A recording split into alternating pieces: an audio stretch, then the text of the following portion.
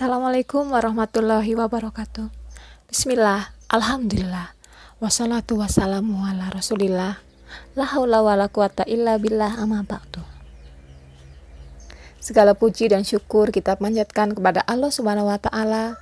Sholawat dan salam mudah-mudahan terlimpahkan kepada junjungan kita Nabi besar Muhammad Sallallahu Alaihi Wasallam. Pemirsa yang dimuliakan Allah, kehidupan manusia berputar pada 3 poros: syukur, sabar, dan istighfar. Seseorang takkan lepas dari salah satu dari 3 keadaan tersebut. Ia mendapatkan curahan nikmat yang tak terhingga dari Allah, dan inilah mengharuskannya untuk bersyukur. Syukur memiliki 3 rukun, yang bila ketiganya diamalkan berarti seseorang hamba dianggap telah mewujudkan hakikat syukur tersebut, meski kuantitasnya masih jauh dari cukup. Ketiga rukun tersebut adalah: 1. Mengakui dalam hati bahwa nikmat tersebut dari Allah. 2. Mengucapkan dengan lisan. 3. Menggunakan kenikmatan tersebut untuk menggapai ridha Allah karena Dialah yang memberikannya. Atau boleh jadi Allah mengujinya dengan berbagai ujian, dan kewajiban hamba saat itu ialah bersabar. Sabar memiliki definisi: 1. Menahan hati dari perasaan marah, kesal, dan dongkol terhadap ketentuan Allah. 2. Menahan lisan dari berkeluh kesah dan menggerutu akan takdir Allah. 3. Menahan anggota badan dari bermaksiat seperti menampar wajah, menyobek pakaian, atau membanting pintu, piring, dan perbuatan lain yang menunjukkan sikap tidak terima terhadap keputusan Allah.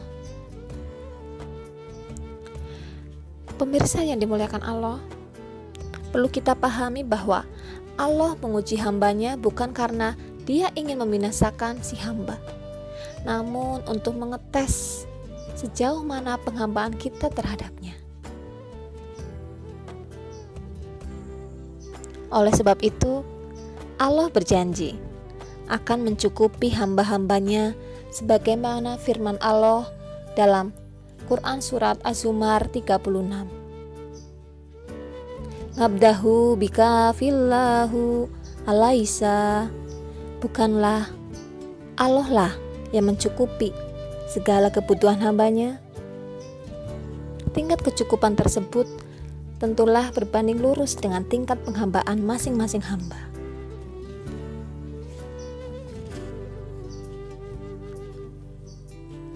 Sang hamba akan senantiasa dicukupi oleh Allah dan termasuk dalam golongan yang Allah sebutkan dalam firman-Nya dalam surat Al-Isra ayat 65. Sesungguhnya engkau, iblis, tidak memiliki kekuasaan atas hamba-hambaku, dan cukuplah Rabb-Mu, hai Muhammad, sebagai wakil penolong. Hamba-hamba yang dimaksud dalam ayat ini adalah hamba yang mendapatkan pencukupan dari Allah dalam ayat sebelumnya, yaitu mereka yang benar-benar menghambakan dirinya kepada Allah, baik dalam kondisi yang menyenangkan maupun menyusahkan. Inilah hamba-hamba yang terjaga dari gangguan syaitan, alias syaitan tidak bisa menguasai mereka dan menyeret mereka kepada makarnya, kecuali saat hamba tersebut lengah saja. Sebab bagaimanapun juga setiap manusia tidak akan bebas 100% dari gangguan syaitan selama dia adalah manusia. Ia pasti akan termakan bisikan syaitan suatu ketika. Namun bedanya orang yang benar-benar merealisasikan peribadatannya kepada Allah hanya akan terganggu oleh syaitan di saat dirinya lengah saja, yakni saat dirinya tidak bisa menolak gangguan tersebut. Saat itulah ia termakan hasutan syaitan dan melakukan pelanggaran.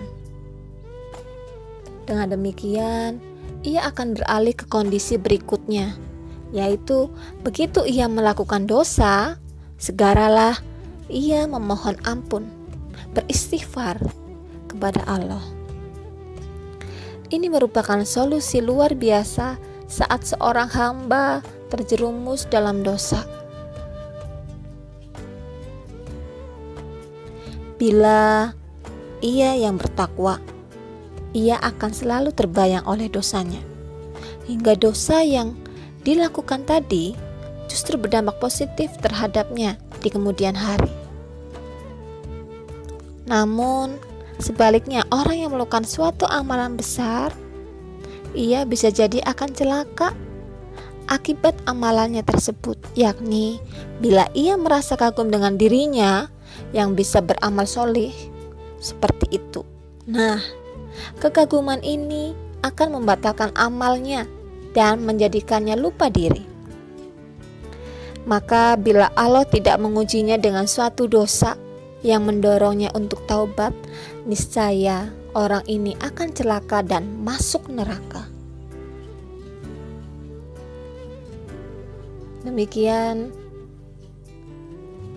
kultum yang bisa saya sampaikan di sore hari ini, semoga bermanfaat. Kurang lebihnya saya mohon maaf. Wabillahi taufik wal hidayah. Wassalamualaikum warahmatullahi wabarakatuh.